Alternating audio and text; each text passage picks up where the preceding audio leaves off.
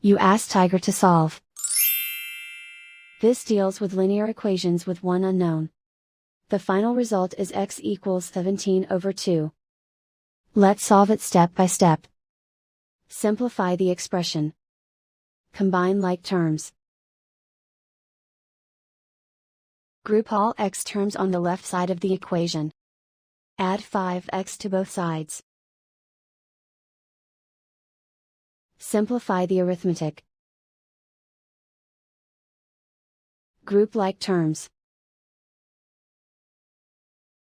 Simplify the arithmetic. Isolate the x. Divide both sides by 2. Simplify the fraction. And so the final result is x equals 17/2.